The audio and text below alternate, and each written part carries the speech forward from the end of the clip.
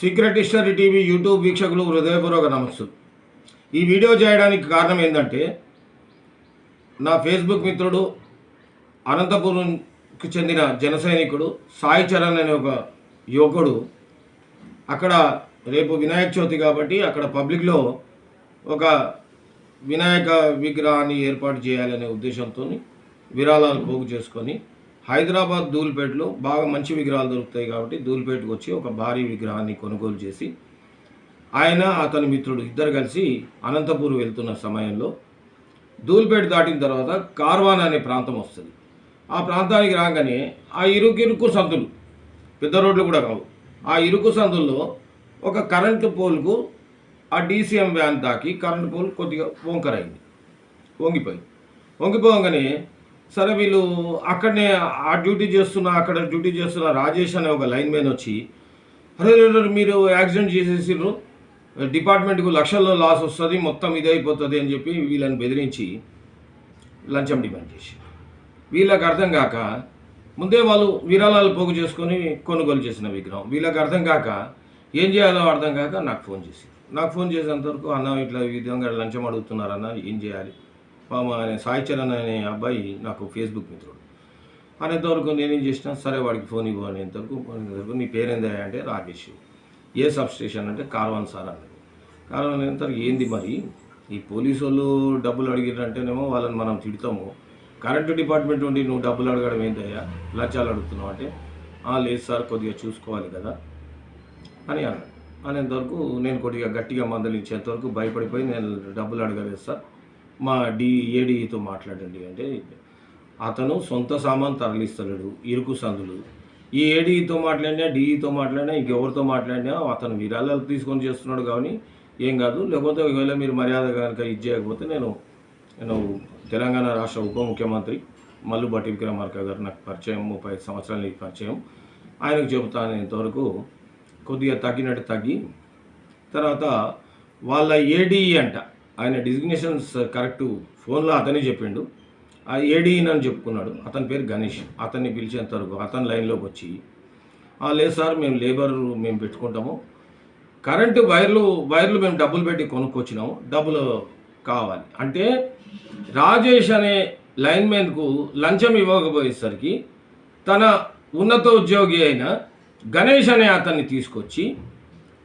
ఈ విధంగా లంచం ఇవ్వలేదు, వీళ్ళని ఎట్లన్నా ఇరికించాలి, విగ్రహాన్ని ఆపాలి, డీసీఎంని ఆపాలి, అనంతపురం వీళ్ళు వెళ్లకుండా వీళ్ళని ఇబ్బంది పెట్టాలనే ఉద్దేశంతో లంచం పరోక్షంగా డీడీ కట్టాలి అన్నాడు. నేను కొద్దిసేపు వాదించేంతవరకు చూడయా, మీకు మర్యాదగా మీరు ఓల్డ్ సిటీలో ఉద్యోగాలు చేస్తున్నారు, ఆయన మీ మీద నాకు సానుభూతి ఉంది, కానీ వాళ్ళ సొంత పనికి పోతలేరు, ఏదో ఇరుకు సందులు నీకు తెలియదు ఏముంది గణేష్ అనేంతవరకు అవును సార్ సందులు ఇరుకుంటే మరి అటువంటిప్పుడు తాకినప్పుడు అదేమన్నా ఉంటే మీరు బాగు చేసుకోవడానికే కదా ఎమర్జెన్సీ డ్యూటీలో ఉన్నారు, ఇబ్బందులు పెట్టకుండా పంపించేసేంతవరకు లేదు సార్ మీరు ఉప ముఖ్యమంత్రి పేరు తీసుకున్నారు కాబట్టి నేను కూడా ఆయన కాన్స్టిట్యున్సీయే, నాది మదిరా కాన్స్టిట్యున్సీయే, మీరు ఉప ముఖ్యమంత్రిగా కాదు మీరు ముఖ్యమంత్రి రేవంత్ రెడ్డి గారితో చెప్పినా కూడా వదిలిపెట్టాము, మేము డబ్బులు కట్టాల్సిందే అంటు, చాలాని కట్టాల్సిందే అంటు.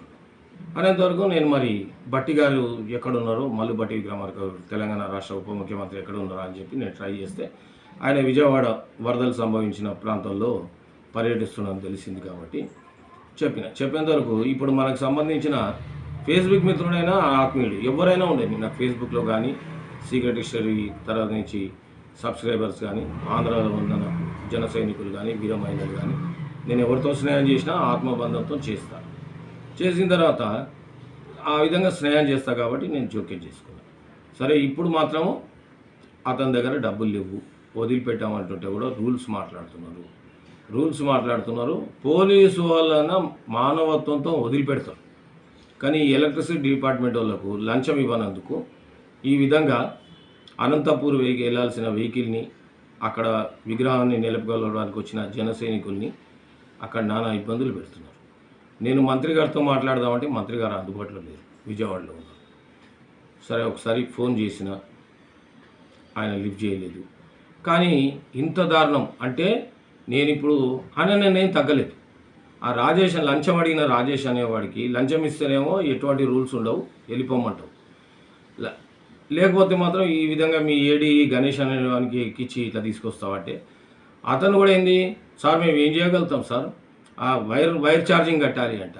ఇది ఏ వైర్ ఛార్జింగో ఏందో వాళ్ళ డీఈతో మాట్లాడతా, తర్వాత వాళ్ళ హయ్యర్ అఫీషియల్స్ వాళ్ళతో మాట్లాడతా ఈ విధంగా లంచాలకు ఎగబడి తెలంగాణ ప్రభుత్వాన్ని పక్క రాష్ట్రం వాళ్ళ దృష్టిలో అబాసుపాలు చేస్తున్న వీళ్ళ మీద చర్య తీసుకోమని రేపో మాపో ఉప ముఖ్యమంత్రి, తెలంగాణ రాష్ట్ర ఉప ముఖ్యమంత్రి మల్లు భట్టి విక్రమార్క గారిని కలుస్తా. కానీ ఇంకోటి చెప్తున్నా, ఒకటి గుర్తుపెట్టుకోరు, ఎవరైనా ఉండని ఈ తెలంగాణ ప్రభుత్వానికి నాకు అవినాభావ సంబంధాలు ఉన్నాయి కాంగ్రెస్ ప్రభుత్వంతో. మీరు తెలంగాణ ప్రభుత్వంలో ఉద్యోగులుగా ఉండి తెలంగాణ ప్రభుత్వానికి కీర్తి ప్రతిష్టలు తెచ్చే విధంగా పనిచేయాలి తప్ప ఈ విధంగా గత బీఆర్ఎస్ ప్రభుత్వానికి పేరు తెచ్చే విధంగా పక్క రాష్ట్రం వాళ్ళు నవ్వుల పొలమ్మో తెలంగాణ వెళ్ళొద్దు అనే పరిస్థితి తీసుకొచ్చే విధంగా చేస్తే మాత్రం ఊరికినే లేదు. ఇటువంటి వీడియోలు చేస్తా. ఆ లైన్మెన్ రాజేష్ అనే అతన్ని ఏడీగా చెప్పుకున్న గణేష్ సహజంగా ఏడీ స్థాయిలో ఇంత చిల్లరగా మాట్లాడారు నాకు తెలుసు. గణేష్ అనే అతన్ని మాత్రం చర్య తీసుకోవాలని చెప్పి కోరుతా, గట్టిగా నిలదీస్తా, వెంబడబడతా. ఆ ఇద్దరిని సస్పెండ్ చేసేంత వరకు వదిలిపెట్టా. ఇంకోటి, ఎవరైనా ఉండని మన రాష్ట్రం వాళ్ళ పట్ల ఏ విధంగా ప్రవర్తించినా అంతో ఇంతో జవాబు చెప్పుకోవచ్చు. కానీ పక్క రాష్ట్రం నుంచి వచ్చే వారి పట్ల ఈ విధంగా ప్రవర్తిస్తే తెలంగాణ అంటే చెడ్డ పేరు వస్తుంది. కాబట్టి ఈ వీడియో ద్వారా విజ్ఞప్తి చేస్తున్నాం గౌరవ ముఖ్యమంత్రి రేవంత్ రెడ్డి గారికి, గౌరవ ఉప ముఖ్యమంత్రి విద్యుత్ శాఖ చూస్తున్న భట్టి విక్రమార్క గారికి విజ్ఞప్తి చేస్తున్నా. ఈ వీడియో మీకు ఇప్పుడే వాట్సాప్లో పంపిస్తా. భట్టి విక్రమార్క గారు మీకు వీడియో పంపిస్తా, మీ వాట్సాప్కు పంపిస్తా, మీ నంబర్ నా దగ్గర ఉంది కాబట్టి పంపిస్తా. తక్షణం చర్య తీసుకొని నేను పర్సనల్గా కలుస్తా. తెలంగాణ పరువు ప్రతిష్టల్ని భంగం కలిగించాలని చెప్పి బీఆర్ఎస్కు తొత్తులైన కొంతమంది ప్రవర్తిస్తున్నారు. వాళ్ళందరినీ కట్టి కనిపెట్టాల్సిన అవసరం ఉంది. ఈ చిన్న విషయం అని చెప్పి ఊరుకోవద్దు. ఇప్పుడు నేను కార్వాన్ వెళ్తున్నా, వాళ్ళ వెహికల్ వదిలిపెట్టిరో లేదో, సోదర జన సైనికుల వెహికల్ వదిలిపెట్టిరో లేదో చూడడానికి వెళ్తున్నా. వదిలిపెట్టకపోతే మాత్రం దేనికైనా రెడీ ఉన్నా, వదిలిపెట్టేదే లేదు. నాకు సంబంధించిన నాకు పరిచయం డైరెక్ట్ ప్రత్యక్షంగా పరిచయం లేకపోయినా పరోక్షంగా పరిచయం ఉన్న వాళ్ళని ఎవరిని హైదరాబాద్లో ఇబ్బంది పెట్టినా నేను సీక్రెట్ హిస్టరీ టీవీ కానీ, సీక్రెట్ హిస్టరీ పక్షపత్రిక కానీ, మన ఎంబడున్న కాంగ్రెస్ అనుకూలమైన నాయకులతో పాటు నిలదీస్తా, ప్రశ్నిస్తా, అంతు తేలుస్తా. ఖబర్దార్. నమస్తే.